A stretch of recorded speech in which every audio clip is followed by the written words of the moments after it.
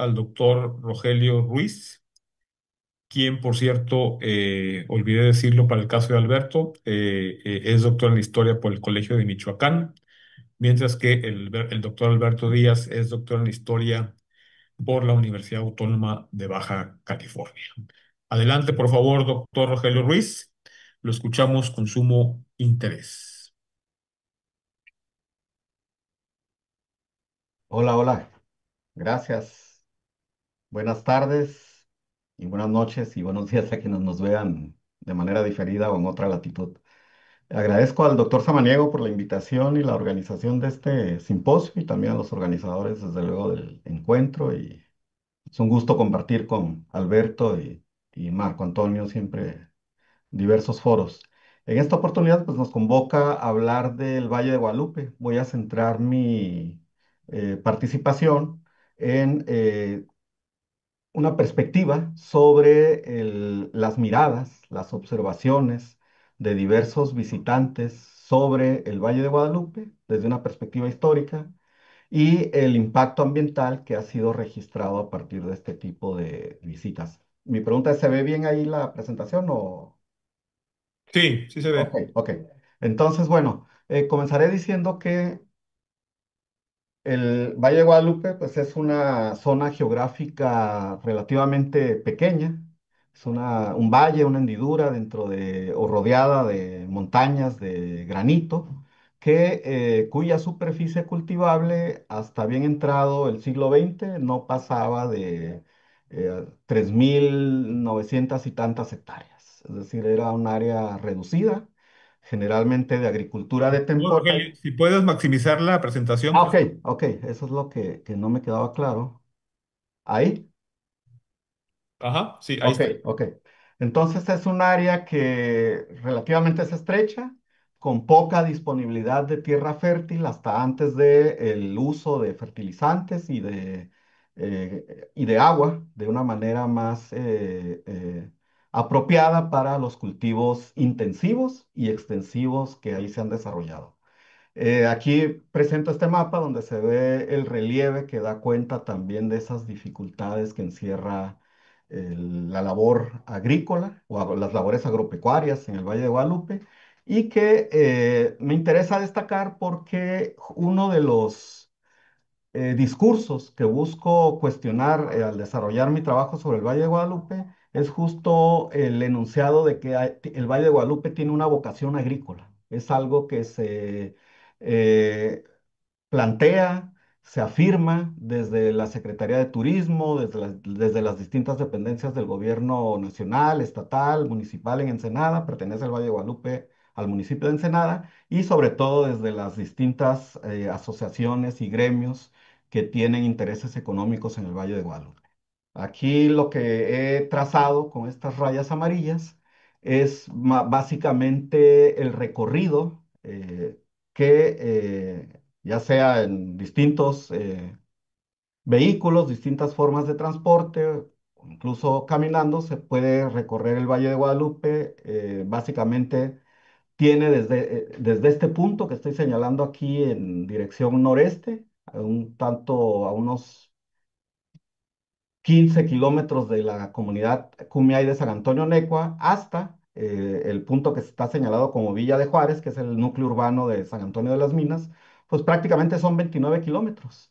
Y este otro punto que he trazado de ancho, que va desde San José de la Zorra, que no está geográficamente en el Valle de Guadalupe, pero está conectado ahí por diversas circunstancias, pues abarcaría un máximo de 19 kilómetros hasta la barrera que conforman estas montañas. Es decir, es una extensión geográfica relativamente reducida, donde, sin embargo, uno de los conteos más recientes que dan cuenta de las actividades de hostelería que ahí se desarrollan, dedicadas sobre todo al consumo de vid, pero también de restaurantes y hotelería de boutique, podríamos señalar, pues da cuenta de alrededor de 290 establecimientos de ese tipo, concentrados en esta pequeña franja, con una serie de problemas que ha generado. Este mapa o este plano que pongo aquí fue realizado por un geógrafo alemán con bastante reputación, que estuvo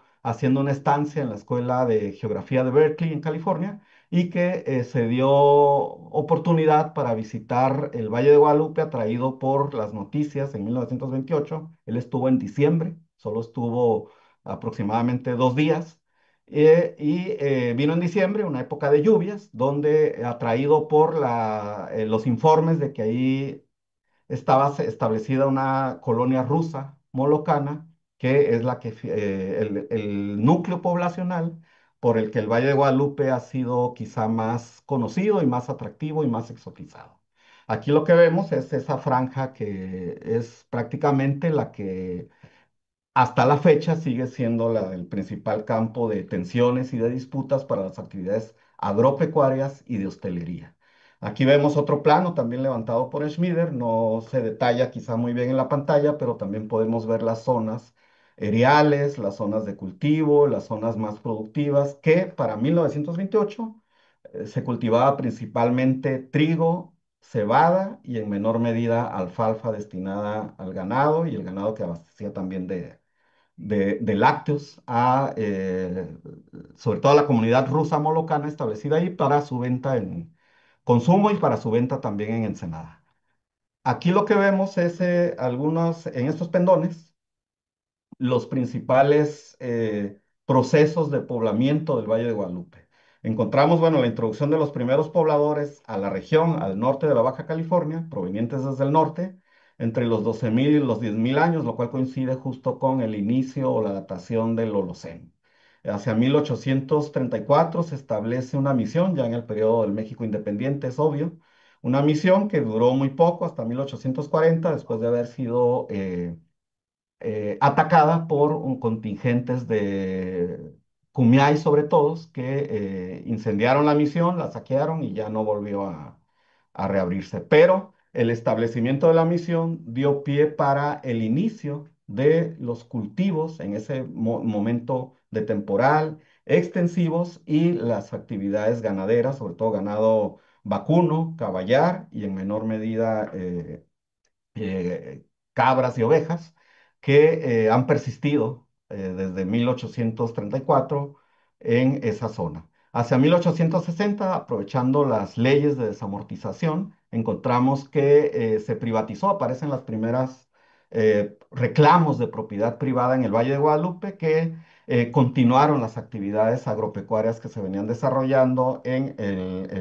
a partir del establecimiento de la misión.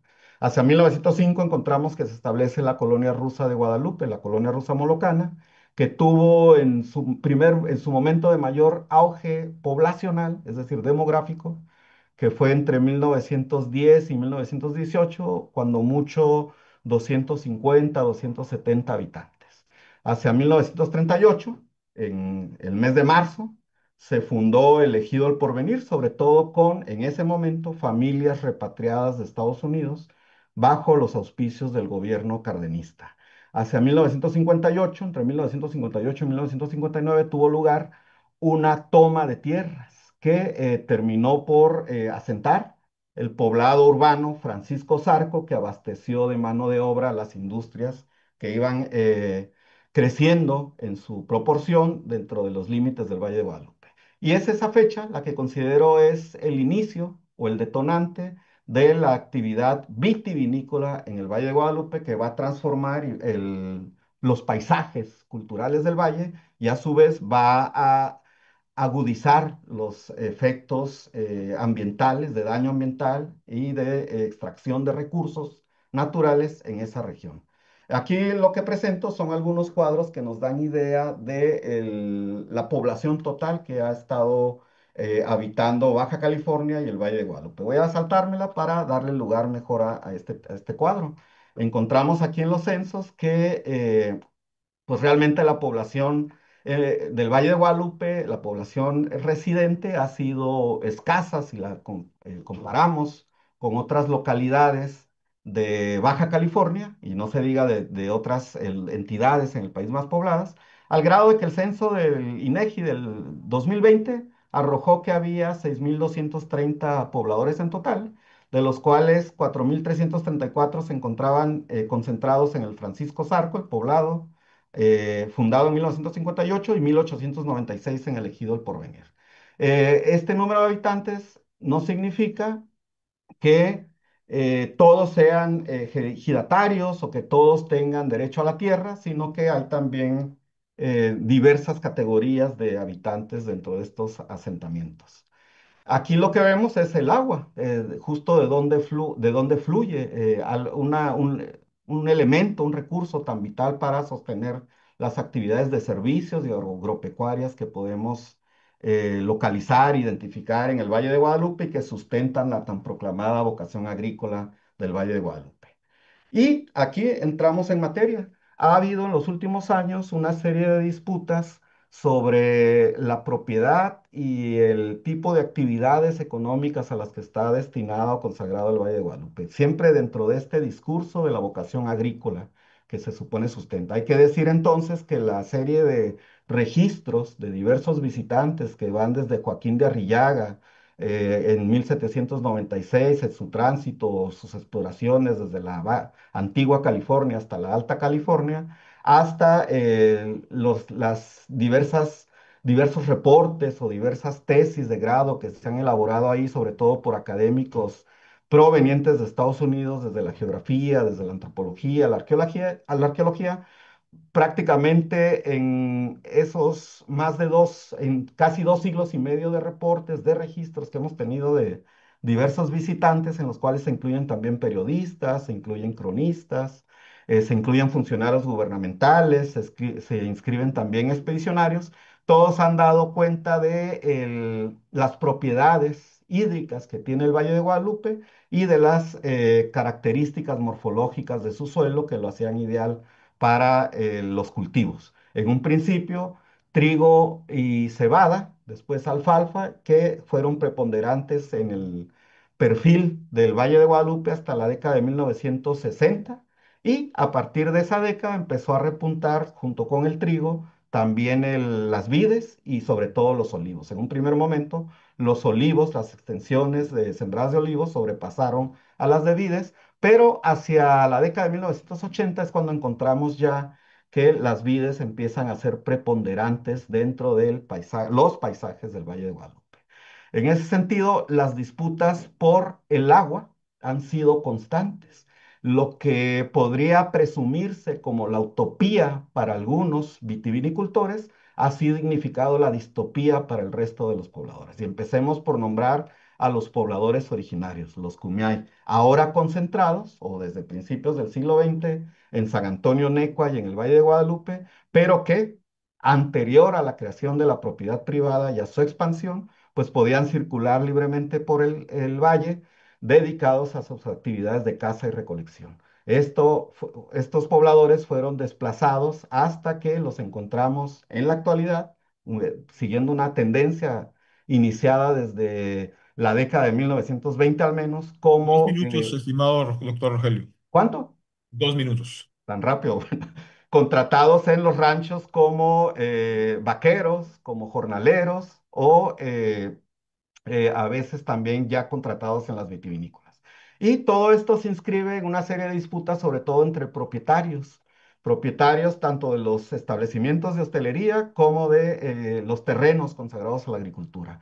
Las disputas principales han sido por el agua. Podemos localizar a partir de una serie de testimonios y de mediciones que hubo o experimentaron sequía y por las condiciones climáticas, pero también por el abuso de extracción de los mantos acuíferos del Valle de Guadalupe, que entre la década de 1970 y 1980 los cultivos entraron en declive, empezaron a padecer escasez de agua y solo las fuertes lluvias que se generaron entre 1979 y 1982 permitieron recargar esos mantos freáticos. Y esta serie de disputas que continúan a la fecha por agua, por tierra, se han trasladado también por la disputa sobre el tipo de servicios que debe ofrecer el Valle de Guadalupe. Hay una concepción elitista que lo plantea como el Mediterráneo mexicano. Así es vendida la idea obviamente, ya lo decía Alberto con acierto, es una idea exportada o traslapada desde California, no necesariamente del sur, también del centro de California, y extendida y ampliada también y arraigada dentro de Baja California, sobre todo para la parte septentrional que cubre de Tijuana hasta San Quintín. Y ha habido, con el atractivo que ha significado y la atracción masiva que ha tenido el Valle de Guadalupe de visitantes eh, que buscan experimentar este tipo eh, placeres de ambrosía, ha habido una serie de disputas porque hay quienes sostienen que el Valle de Guadalupe debe conservar ese toque bucólico, ese toque romántico, nostálgico, destinado solo a visitantes con ciertas capacidades adquisitivas, mientras que hay otros inversionistas o emprendedores que buscan atraer público masivo mediante conciertos de música norteña, de música popular o la apertura de bares de forma indiscriminada que han generado también o han alterado esos paisajes culturales bucólicos que tanto se presumen y se ligan con el Valle de Guadalupe. Y lo que encontramos también es el desarrollo de una imagen del Valle de Guadalupe, donde los paisajes culturales se han tornado o han cubierto de expectativas que invitan a cierto tipo de visitantes a vibrar alto, es decir, por cantidades nada módicas se les invita a disfrutar y a prácticamente mimetizarse, así entre comillas, con el paisaje para poder disfrutar de la naturaleza, que es una idea que se viene de una naturaleza prístina, prácticamente edénica, pero siempre bajo el confort que ofrece la tecnología y la infraestructura de la hostelería de boutique, tal como se enuncia en la publicidad.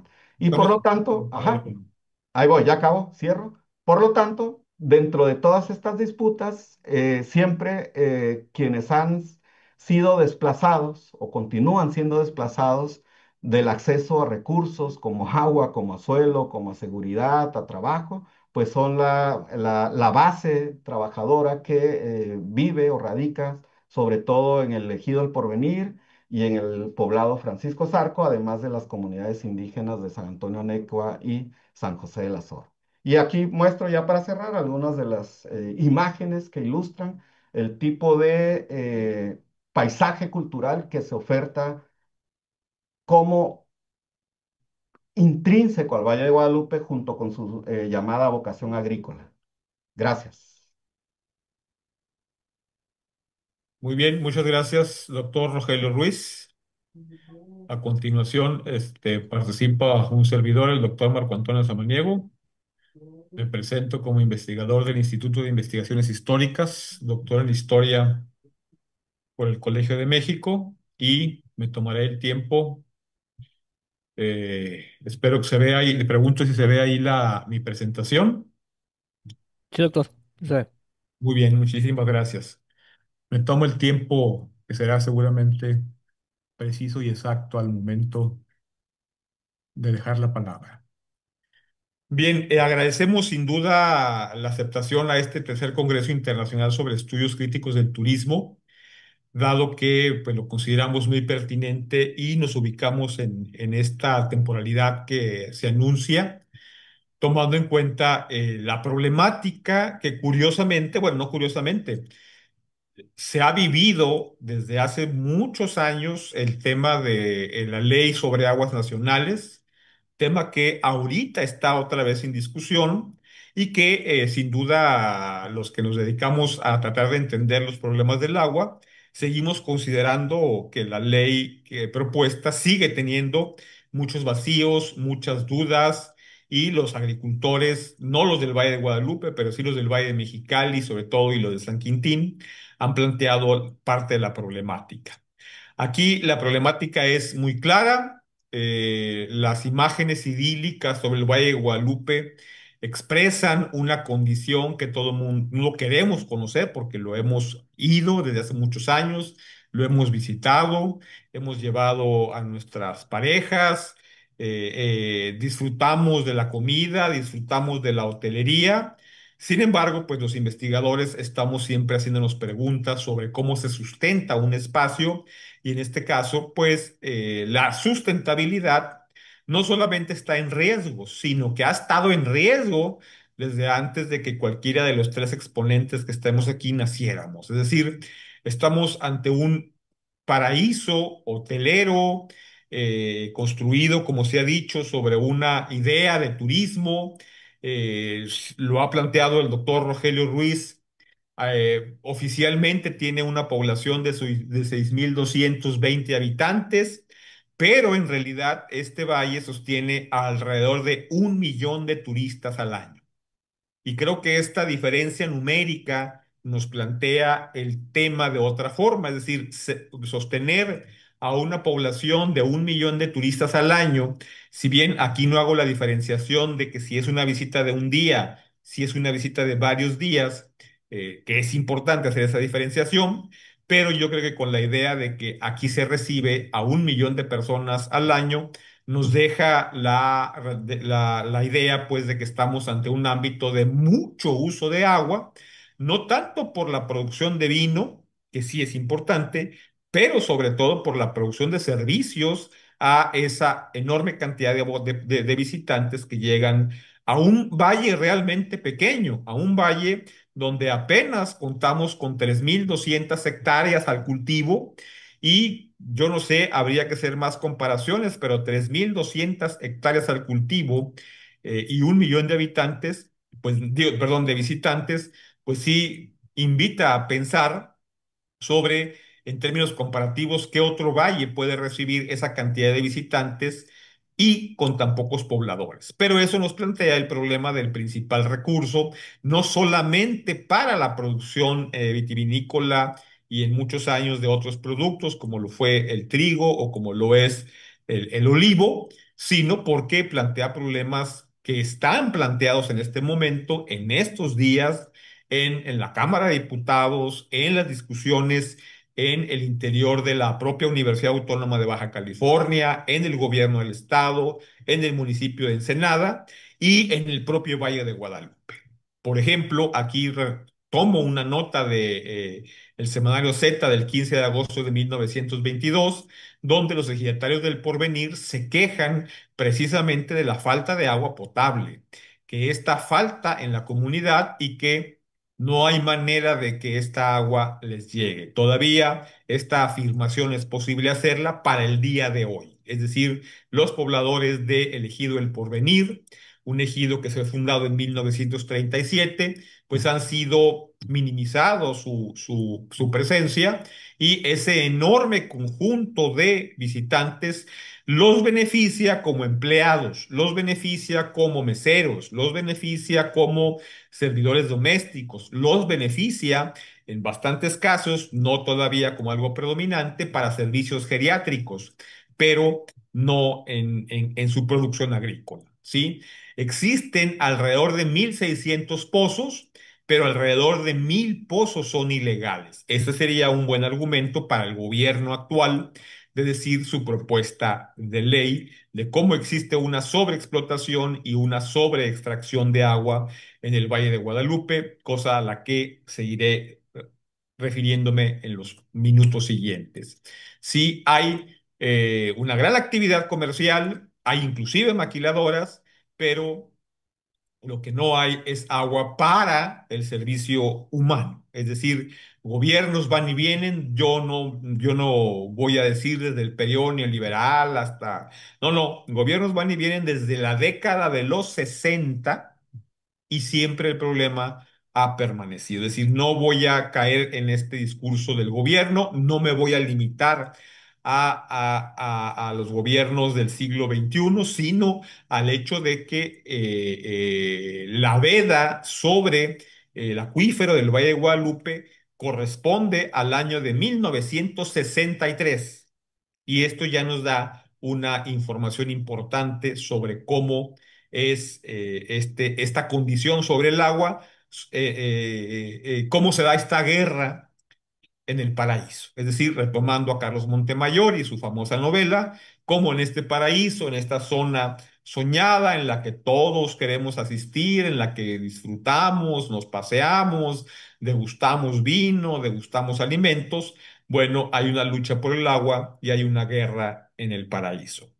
Los agricultores, en este caso esto es un testimonio del año 2016, se hacen referencia de que a quienes les hacen caso son solamente a los extranjeros que llegan con palancas, a italianos, hay franceses, españoles, hay de todo, pero no se les hace caso a los nativos, a los pueblos originarios y en este caso a los habitantes del ejido El Porvenir, que son hechos a un lado. Y hay otras necesidades que son las que venden este espacio y es a ellos a quienes se atiende en alto número. Ellos tienen que sujetarse, a pesar, repito, de que apenas estamos hablando de 3.200 hectáreas. No sé qué otro lugar con esta escasa capacidad agrícola atraiga a tanta gente. Yo diría a nivel mundial, estoy seguro de que no habría muchos otros lugares que tienen esta capacidad. Los indígenas Kumiai de la zona siempre han estado, ese es un testimonio del año 2012, siempre han estado haciendo referencia a ese despojo del agua y a esa referencialidad como habitantes originarios, pero ese doble discurso de que se les reconoce, se les manda fiestas, van a que hagan sus bailes, tienen espacio para ofrecer comida, pero no juegan un papel preponderante ni en las discusiones, ni en los grupos que llaman a salvar al Valle de Guadalupe. Ahí las comunidades originarias no están presentes y no se les toma en cuenta, además, en los encuentros, organizaciones, etcétera, que se han realizado muchísimos en el Valle de Guadalupe. Este mapa, bueno, es superable por los inigualables mapas que han hecho tanto Alberto como Rogelio, por eso lo voy a pasar, para que se den cuenta de que no estamos hablando pues de un enorme valle, simplemente está localizado en una zona estratégica dentro de la carretera escénica, que es una de las más visitadas en Baja California, quizá de toda la frontera México-Estados Unidos, muy seguramente es de las que más tiene atractivo y por eso también la alta llegada de visitantes que pueden ser, repito, por unas horas, por unos días, y algunos los que se quedan más tiempo por alguna semana o dos. Que hacen este número tan grande, ¿no? La distancia con respecto a la frontera es de menos de 100 kilómetros y esto hace que sea pues una auténtica fiesta y, por qué no decirlo, también se organizan auténticos bacanales para visitar Valle de Guadalupe y todo eso genera gasto de agua, es decir, genera lo que se carece. Hay dos grandes fosas que son Calafia y El Porvenir con una profundidad de 360 metros, una, la otra de 100 metros, y esto es lo que se permite que se mantenga el acuífero. No es un acuífero, digamos, consolidado, es de materiales líticos y mucha de la arena del arroyo Guadalupe se ha extraído, lo que hace que haya un problema muy fuerte para que la recuperación del acuífero se dé en buenas condiciones. Hay que siempre utilizar los pozos y estos pozos, claro, alumbran, demuestran cómo existe una condición de poder por parte de ciertos grupos sociales sobre otros grupos sociales. Prácticamente la mitad del Valle de Guadalupe es solamente una empresa, en este caso L.A. Cheto, que es la que tiene las grandes concesiones de agua en la zona. El déficit no es actual, es histórico, es desde 1963 y este manto freático está declarado vedado desde 1963 oficialmente. Salvo algunas excepciones, ha habido momentos de auge, digamos, o de recuperación del manto freático, pero no tenemos duda, no hay discusión de por qué LH ha concentrado en buena medida el agua y la tierra en esta zona y este hecho de que sea un lugar bucólico tiene mucho que ver con esta empresa que ha logrado ser la más poderosa y al mismo tiempo también pone en jaque a muchas otras empresas que hay en el lugar. Hay un déficit reconocido desde 1977 hasta prácticamente el año 2015, el Valle de Guadalupe de sus mantos freáticos entregó 9,5 millones de metros cúbicos para la ciudad de Ensenada, sumado a que no sabemos exactamente la cifra, desde cuántos años se daba agua para el Sausal de Rodríguez, que se encuentra muy cerca o mucho más cerca que Ensenada. Pero siempre aportó, repito, hasta el año 2015 aportó agua el Valle de Guadalupe, 9,5 millones, y el orden de las extracciones andaba en 21 millones de metros cúbicos para el año 2000, y la recarga era de 18 millones de metros cúbicos. Es decir, había un déficit pues de menos 3 millones de metros cúbicos ya para iniciar el siglo XXI. Este enviar agua se dejó en el año 2015, cuando se incorporó agua del río Colorado, lejanísima de la zona, pero eso no dejó ni solucionó el problema de Ensenada, que sigue muy vigente, y la Comisión Nacional del Agua no se registra que se gastan en el Valle de Guadalupe 36 millones de metros cúbicos de agua al año, y la recuperación es apenas de 18 millones de metros cúbicos al año. Anualizo la cifra sabiendo que hay un problema en la forma de medición, sabiendo que no se hace anualmente el trabajo por parte de la Conagua, y sabiendo que permanece la misma cifra prácticamente oficializada por cada 5 años. Esto lo han denunciado diferentes organismos locales, lo han denunciado desde el CICESE, desde la UABC, pero eso nos muestra el problema que existe entre extraer 36 millones, ya no se van los 9,3 millones a la ciudad de Ensenada, y que solamente exista una recarga de 18 millones de metros cúbicos. Es decir, el resultado de los estudios es muy claro. Hay un déficit de 18 millones de metros cúbicos, y no hay forma de que eso se recupere en el corto plazo. Por tanto, todo el mundo idílico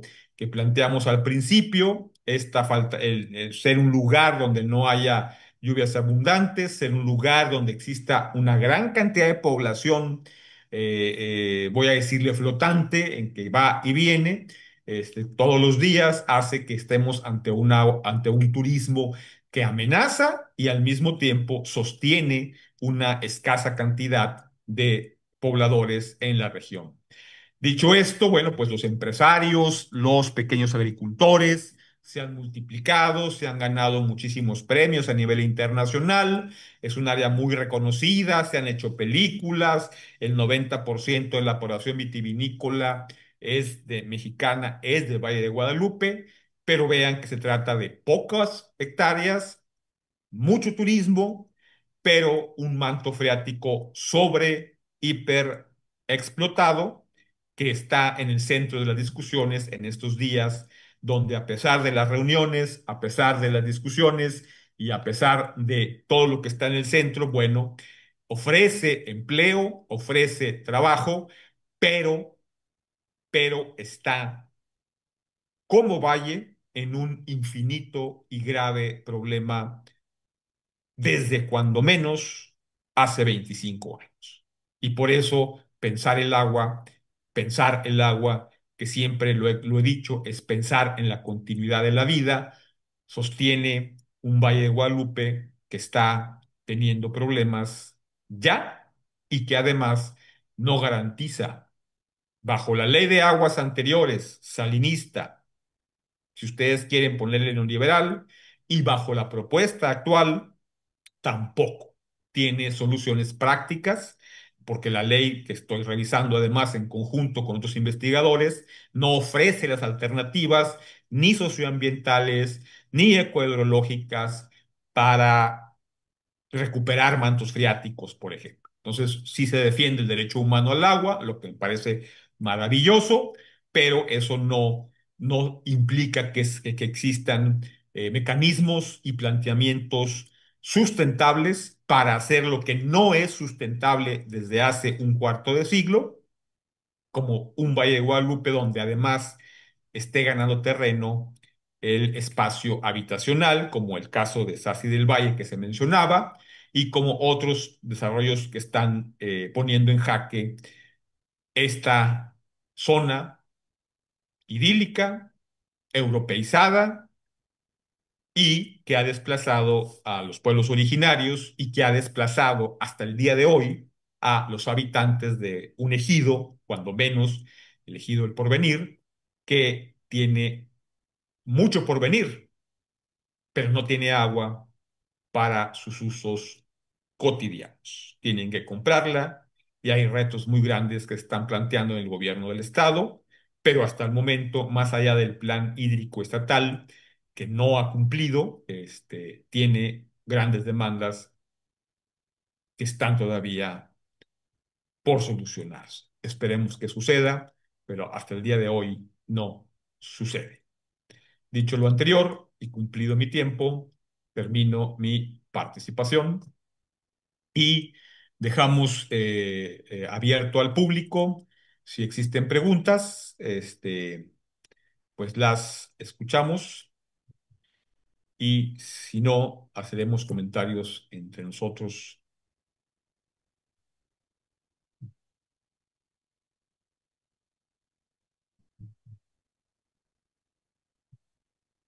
Bueno, en lo que llega alguna pregunta, yo daría la palabra tanto al doctor Rogelio Ruiz como al doctor Alberto Díaz de cómo consideran este problema sustancial que es una ley de aguas nacionales del salinismo, una ley planteada en la actualidad donde sobre el tema socioambiental no se establecen estrategias y no existe, más allá del que sé sí que es importante que se hable del derecho humano al agua, se hable y se trate de sostener el derecho humano al agua, a lo que coloca sin duda en predicamento ese enorme turismo que recibe el Valle de Guadalupe.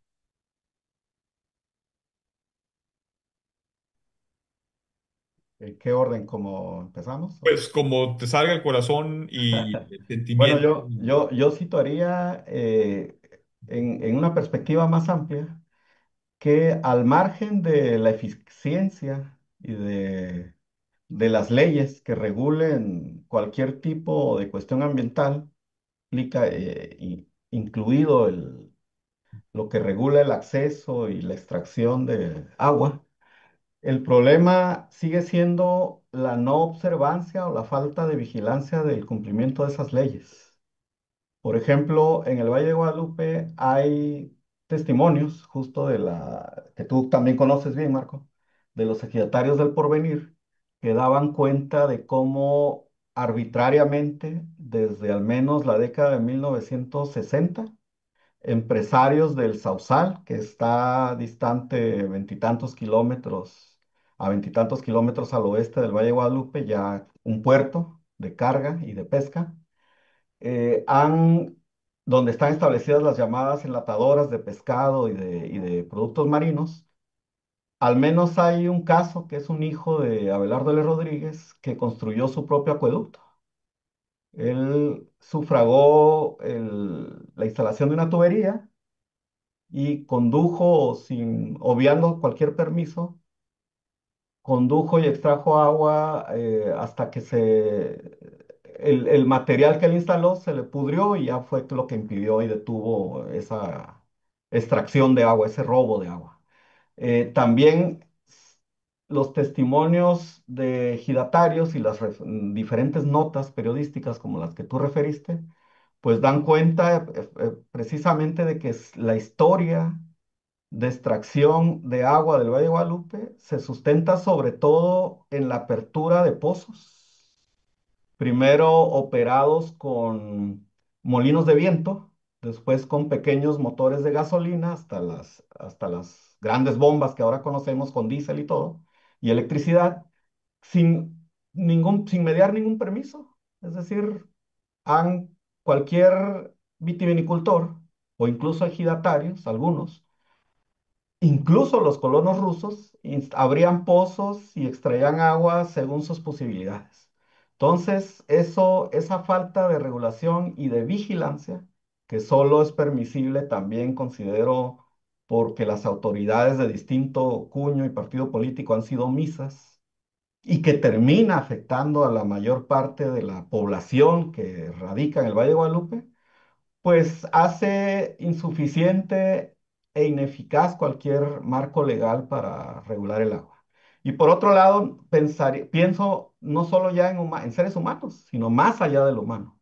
Por ejemplo, ya desde 1928, Oscar Schmida, el geógrafo, había señalado distintos puntos que a lo largo del margen del río Guadalupe ya presentaban erosión y ya incluso él mencionaba y fue en época de lluvias, él mencionaba ya incluso que basado en testimonios de pobladores, rusos y no rusos y cumiáis, de cómo se había ido también disminuyendo la presencia de la fauna nativa y también de los nichos o los rincones de encinos y de alisos que antes solían ser más frecuentes, según le refirieron. Unas tesis hechas desde la geografía sobre las prácticas agrícolas en el Valle de Guadalupe en 1966 y en 1975, refiero a dos, aluden a, también sustentados en testimonios y en algunas mediciones que pudieron hacer, cómo el tipo de agricultura extensiva que practicaron de manera recurrente los colonos rusos durante más de medio siglo en el Valle de Guadalupe había terminado por erosionar también el suelo, sin que ya para la década de 1970 tuvieran visos de recuperación. Obviamente, con la introducción masiva y la facilitación o habilitación de créditos agrícolas que recibieron los vitivinicultores, los sembradores de hortalizas y los ejidatarios, pues el suelo ha podido seguir produciendo, pero el daño ambiental, quién sabe si sea reversible. Si estamos hablando de prácticamente un siglo de explotación agrícola, donde el perfil del suelo se ha desgastado y desde luego tú lo mencionas muy bien, pues el acceso al agua es inequitativo. Doctor Alberto Díaz. Bien, por mi parte agregaría, si bien el Valle de Guadalupe se encuentra en una zona, como parte de Baja California, donde el recurso que más escasea es agua. ¿No? Y las actividades agrícolas, si algo demandan es bastante agua y justamente esta actividad que está relacionada con el vino. Yo adelantaría algunos elementos. Mientras estas leyes intenten regular el agua, lo que queda claro y en evidencia, y lo mencionó doctor, es este déficit, esta falta de recarga que tienen los mantos freáticos, porque si la única fuente de adquisición de agua es a través de los pozos, porque falta muchísima infraestructura y el agua que se puede recibir a través de lluvias, pues es muy bajo y es un valle que necesita agua.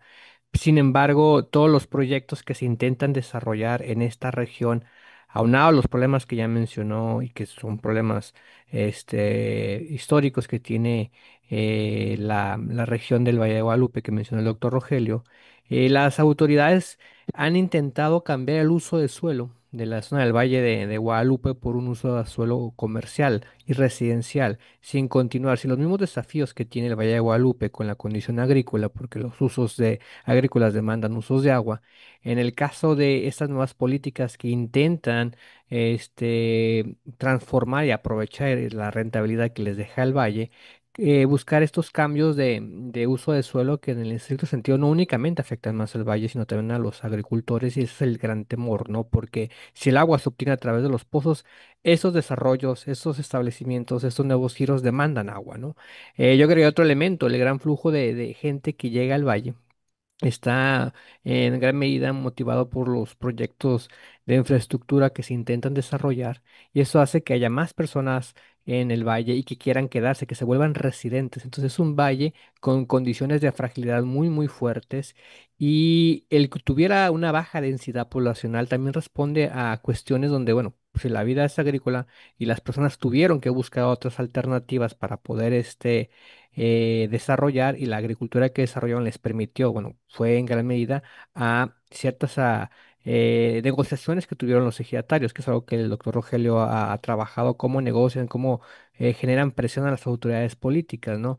Hay un caso muy fuerte, además del que está ahorita con la gobernadora, en el 2013, cuando se intentaron cambiar los usos de suelo, el alcalde de Ensenada, y esto generó conflictos, y uno de los conflictos que estaban ahí presentes fue, además del cambio de uso de suelo, el tema del agua. Y la región siempre va a adolecer el tema del agua y los pozos en algún momento serán insuficientes para poder continuar con estos dos elementos, que el Valle de Guadalupe siga siendo el ejemplo y el referente de la producción de vino nacional y segundo, el crecimiento mal dirigido, esta mala ordenación de los proyectos ajenos al Valle de Guadalupe harán que este ecosistema agrícola, no porque exista un romanticismo de los viñedos, sino por las actividades a las cuales las personas se han dedicado, se van a ver afectadas por la necesidad de agua, ¿no? Entonces, creo que ese es un tema muy fuerte, sobre todo ahora con el tema de la idea de aguas, donde las personas no van a poder hacer, pueden tener los pozos, pero no van a poder tener el derecho a el agua. Lo complica aún más porque los agricultores requieren del agua para poder continuar, no únicamente las casas vitivinícolas, también hay pequeños propietarios y ejidatarios que requieren del agua para su subsistencia y para sus actividades agrícolas. Aquí hay una pregunta, que creo que Rogelio sería el más indicado para responder, sobre los proyectos turísticos en San José de la Zorra, en el Ejido del Porvenir y San Antonio Negua. Sí, bueno, aquí hablo más por experiencia. He tenido oportunidad durante diversas ocasiones de visitar a lo largo de al menos 25 años las tres comunidades. En el caso de San Antonio Necua, que justo hace 2 semanas acaban de inaugurar, estuvo ahí incluso la gobernadora del estado, Marina del Pilar, acaban de inaugurar un sendero sobre una ruta, bueno, le llaman ruta sagrada ahí de los Cumiay y de las Cumiay, en San Antonio Necua. Ahí hay un centro de ecoturístico que considero y es considerado a nivel nacional un caso exitoso, gestionado por mujeres. He tenido oportunidad de escuchar en diversas ocasiones a las distintas mujeres que están a cargo de ese centro ecoturístico que cuenta con un pequeño museo, un restaurante, ofrecen guías para recorrer los senderos y familiarizarse con la flora nativa. Ellas mismas han narrado que tuvieron que hacerse cargo del proyecto, elaborarlo, gestionar recursos durante diversos momentos, a lo largo al menos de 15 años o 20 quizá, para poder operar y habilitar ese centro ecoturístico. Entonces, es al visitarlo, la infraestructura, las instalaciones son bastante cómodas, eficientes y al parecer está catalogado como uno de los proyectos exitosos. No es lo mismo, no sucede algo similar en San José de la Zorra, donde incluso hay ahí algunas cabañas que en algún momento buscaron operar, pero San José de la Zorra, hay que decirlo, está distante unos 20 kilómetros del Ejido del Porvenir. San Antonio Necua está prácticamente en el mismo valle, está contiguo y se ve asediado por, sobre todo, las cercas ambiciosas que continuamente está buscando expandir tanto la empresa LH Eto como algunas otras pequeños propietarios ahí contiguos a San Antonio Necua, pero en San José de la Zorra, quizá por que hay mayor distancia y también en buena parte por las dificultades que hay para organizarse y para trabajar de una manera coordinada entre las distintas familias y líderes de San José de la Zorra, no ha prosperado hasta el momento ningún proyecto para realizar de manera comunitaria, de manera colectiva, proyectos ecoturísticos. Sí han, en los últimos años, sobre todo a partir de los años de pandemia que se popularizó el senderismo, han estado ya buscando hacer más redituable y más atractivo también los recorridos por distintas rutas trazadas en la comunidad de San José de la Zorra. Han recibido proyectos, apoyos en los meses recientes y acaban de recibir un reconocimiento oficial para que funcionen también ya como ruta senderista homologada. Pero, y también hay, por ejemplo, hay una pequeña vitivinícola operada por un líder Kumiai de ahí de la comunidad, que también está tratando de inscribirse, vende uva también a pequeños productores del Valle de Guadalupe, pero también él está tratando de formar parte de esa red de vitivinícolas que atraen ese millón de visitantes anuales al que referías. Sin embargo, el balance comparado entre San Antonio, San José de la Zorra y San Antonio Necua es prácticamente desfavorable para San José de la Zorra y con bastante porvenir para San Antonio Necua. En cuanto al ejido, bueno, ahí tienen sus propios problemas. El ejido, por estar situado donde está, justo en medio de toda la actividad de hostelería que se genera en el Valle de Guadalupe, han sabido rentabilizar los ejidatarios esa ubicación, ya sea abriendo sus propios negocios, empleándose o arrendándolos a los distintos interesadas que llegan a establecer negocios ahí en el Valle de Guadalupe. Doctor Díaz, ¿tiene algún comentario? Con respecto a los desarrollos, bueno, mencionaba el doctor sobre el ecoturísticos. Sé que hay otras iniciativas en torno a tratar de buscar que se combine el ecoturismo y el turismo en un sentido más sostenible. No hay proyectos sobre todo el senderismo que mencionaba, que empieza después de la pandemia. De hecho, justamente después de la pandemia, en uno de los boletines de cuántos turistas llegaron al valle. Después, en el 20, evidentemente hay un incremento muy interesante. Antes, justamente cuando está en la transición del 19 al 20 de la pandemia, en el 21 baja, pero justamente las actividades que empiezan a destacarse son actividades más relacionadas con ámbitos naturales, por ejemplo, el ecoturismo, el senderismo y prácticas relacionadas con un turismo rural.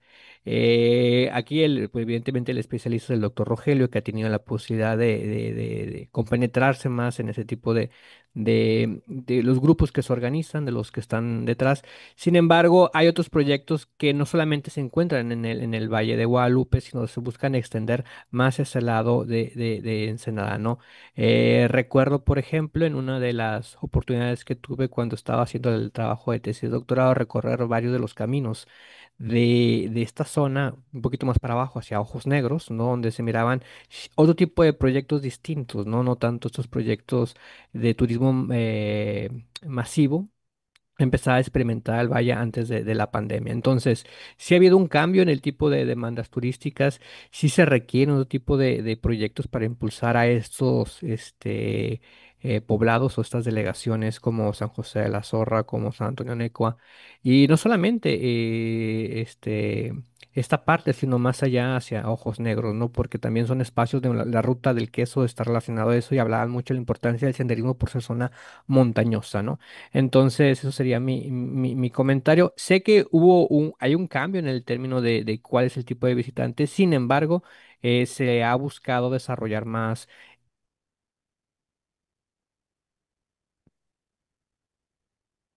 Se fue el sonido.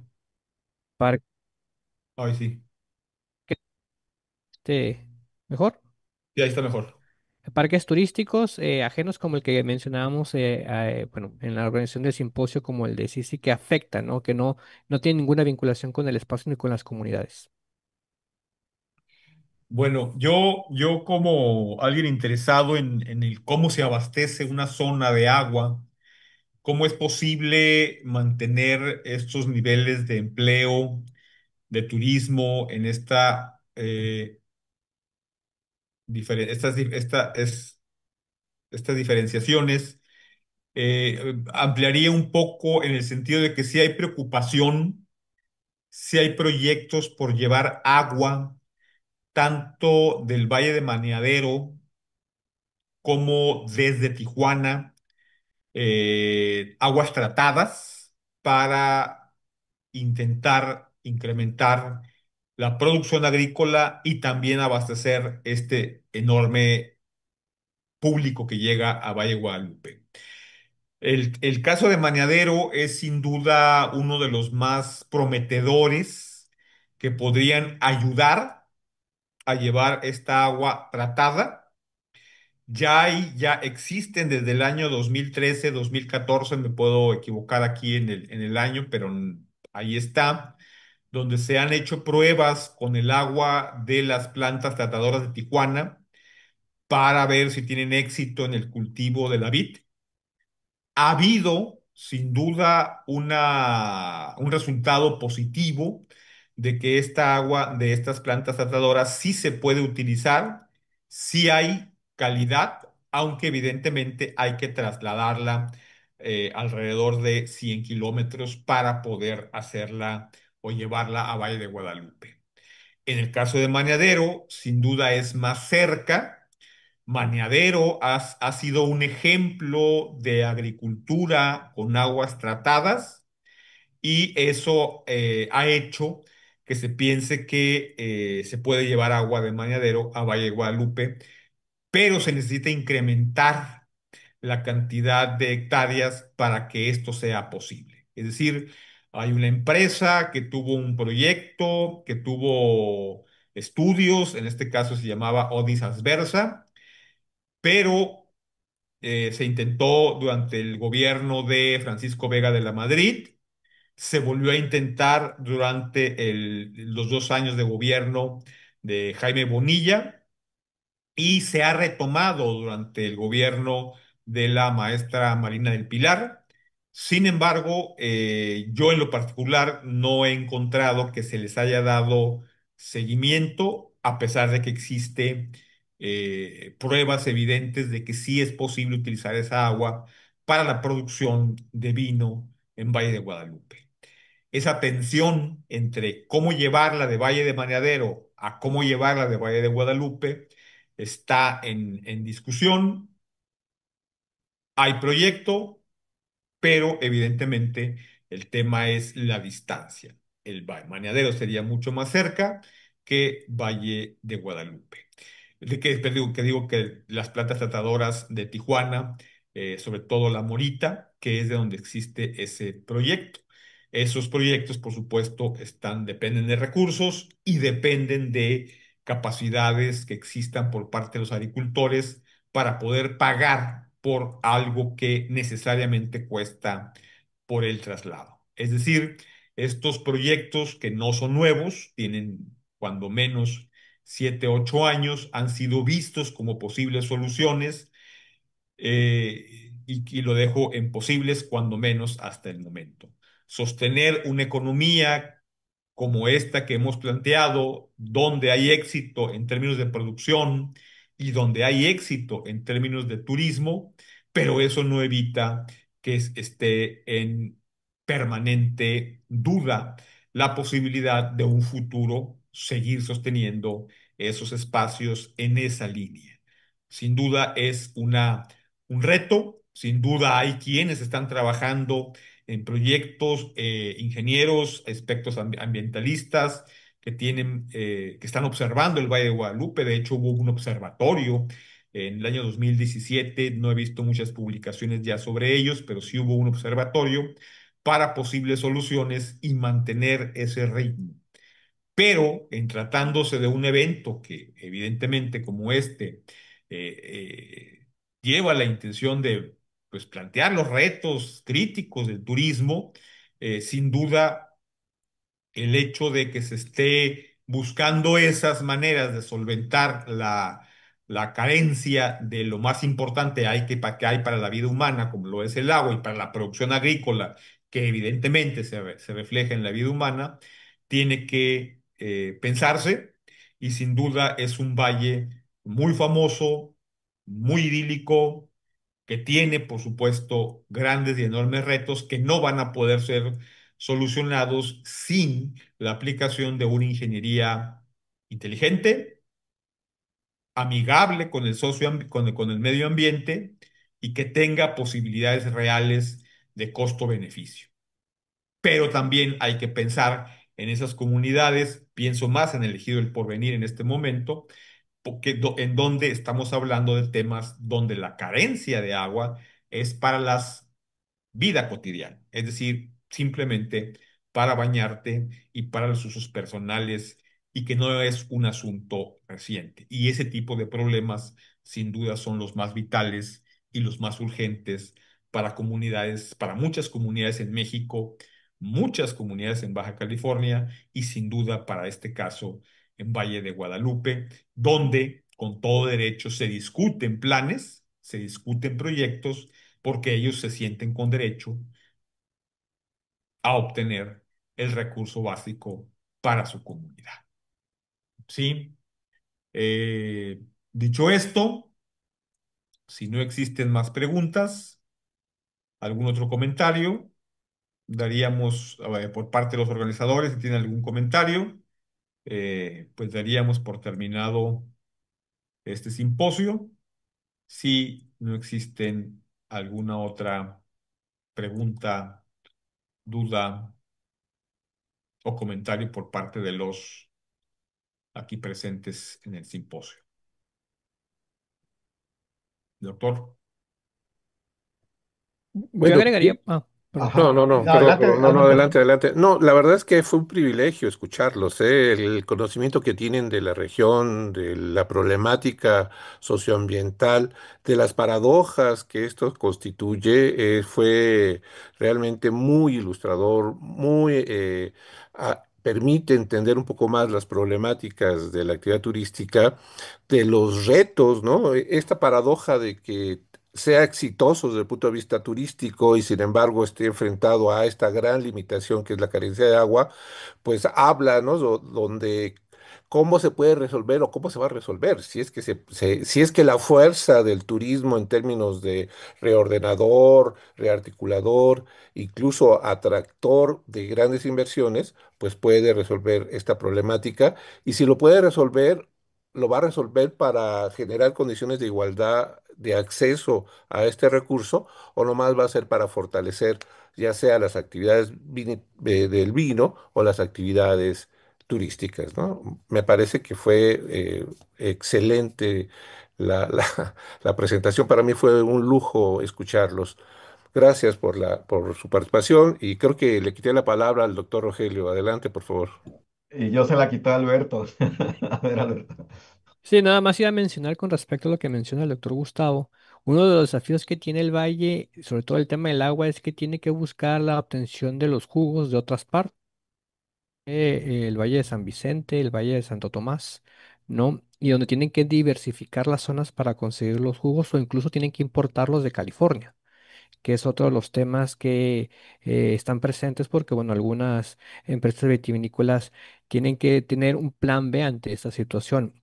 Otras incluso tienen que rentar sus parcelas porque ya no pueden cultivar, porque carecen de el dinero para poder llevar su producción afuera del valle, ¿no? Entonces es muy interesante cómo ya LHT lo está haciendo. LHT está consiguiendo la gran parte de sus jugos tanto del San Vicente y de Santo Tomás, ¿no? Entonces, eso nos trae otra complejidad que el valle está teniendo y bueno, los actores vitivinícolas con la intención de continuar su producción de vino ante este modelo exitoso del turismo y ante la escasez de agua, pues buscan trasladar sus actividades a otras regiones que han tenido la tradición de también ser zonas de cultivo de vid.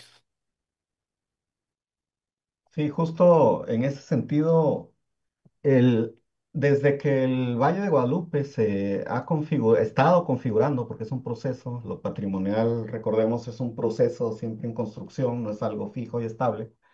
Desde que se está configurando el Valle de Guadalupe como un emporio vitivinícola, el principal del país, y creo que va a conseguir a mantener esa categoría durante mucho tiempo, no se ve o no asoman al menos alguna microrregión que le haga competencia en el volumen, la cantidad y la fama que tiene actualmente el Valle de Guadalupe, pero sí, al menos desde la década de 1950 ha dependido de la importación de uva desde el sur de California y también en las décadas más recientes de otros valles, sobre todo los valles más cercanos, Santo Tomás y San Vicente. Es una constante, depende para sostener sus ritmos y volúmenes de producción de la importación de esos frutos. Y además de que necesita, el Valle de Guadalupe ha tenido que buscar a sus expertos, enólogos y técnicos también fuera de Baja California. Es decir, no hay todavía, que ya existen, la Universidad Autónoma de Baja California, por ejemplo, tiene algunos años ya preparando enólogos y gastrónomos de manera profesional. Sigue habiendo también todavía la necesidad de importar técnicos, expertos y talento de otros países principalmente. Y lo vemos, pues justo lo expuso el doctor Samaniego, pues el agua también tiene que venir de otro lado para poder sostener esos ritmos de producción. Y también, por otra parte, veo que se desborda o se está desbordando misma, la misma actividad vitivinícola que se ha generado y detonado desde el Valle de Guadalupe, se ha expandido más allá de los límites de los valles tradicionales. Los valles tradicionales son Santo Tomás, San Vicente y el Valle de Guadalupe, todo ese corredor que abarca desde lo que mencionaba, desde el noroeste, unos kilómetros al noroeste de San Antonio Necua, hasta cerca del Sausal en San Antonio de las Minas. Pero las actividades vitivinícolas ahora se han expandido, se están expandiendo también siguiendo la traza de la carretera entre Ensenada y Tecate hacia las zonas contiguas, el Ejido Ignacio Zaragoza, hacia Vallecitos, Santa Clara y todas esas zonas hasta llegar a Tecate, donde también ha sido un polo tradicional de vitivinicultura, incluso anterior al del Valle de Guadalupe. Y también, por ejemplo, en el rumbo siguiendo la carretera de Ensenada hacia el Golfo de California. A la altura de Ojos Negros, por todas esas zonas, también ya se han abierto algunas hectáreas para la siembra de vides, incluido en una zona que tiene quizás 700, no, creo que me estoy quedando corto, tiene arriba de 1000 metros sobre el nivel del mar, donde se están ya intentando producir vinos que para el caso mexicano pues son bastante producidos a una altura inédita dentro de lo que se produce aquí en el mercado mexicano. También ahí hay un intento en Guanajuato y en Coahuila donde presumen ciertas compañías tener o producir el vino mexicano a más altura. Pero bueno, el Baja California también está haciendo lo propio porque se desborda, vamos, no alcanza, no es suficiente el cauce y los límites de la cuenca de esa parte del valle del río Guadalupe, pues no son suficientes para contener y para producir toda la demanda mercantil, agrícola, de servicios que se genera con todo este boom vitivinícola. Y al parecer, por lo que arrojan los números de los censos económicos y de las propias compañías vitivinícolas, el consumo de vino en México pues va al alza. Y dentro de eso, un amplio mercado están tratando de posicionarlo con vino mexicano. Por lo tanto, parece ser que las tensiones, el estrés y las disputas y conflictos por toda la serie de recursos y de derechos que se genera con el boom de la hostelería en el Valle de Guadalupe, pues va a ir en aumento. Bueno, pues para evidenciar pues cómo la relación tierra-agua genera paradojas, contradicciones y los grandes retos que tiene la ley de aguas nacionales que surja, la que sea, necesita, por un lado, una mayor intervención del Estado y también una mayor justicia social, porque ese tema, sobre todo la parte del noroeste mexicano, porque esto no lo dejo para Baja California, sino del noroeste mexicano y del suroeste de Estados Unidos, todo está ligado necesariamente a un tema común. Hay más tierra que agua y siempre el problema empieza por la sustentabilidad en términos de agua. Y en eso, pues estamos en estos días y ojalá se encuentre la mejor solución posible y ojalá se escuchen las mayores voces posibles para que cualquier decisión que se tome trate de beneficiar a la mayor cantidad de mexicanos posible. Muchísimas gracias por permitirnos participar en esta mesa. No, pues al contrario, yo creo que, como decía hace rato, ha sido realmente muy, muy interesante, enriquecedor la perspectiva, cómo lograron integrar desde distintos enfoques, de manera histórica o coyuntural, etcétera, la problemática que tiene el Valle de Guadalupe y el futuro inmediato en el que se ve inmerso. No sé si tengan algún otro comentario, alguna otra observación. Y no han llegado preguntas ya de YouTube. Entonces, si no hay alguna otra cosa más que agregar, les agradecemos por sus exposiciones y pues daríamos terminado este simposio. Y nada más recordándoles que el día de mañana iniciaremos nuevamente la última jornada del Congreso, esperando contar con su presencia.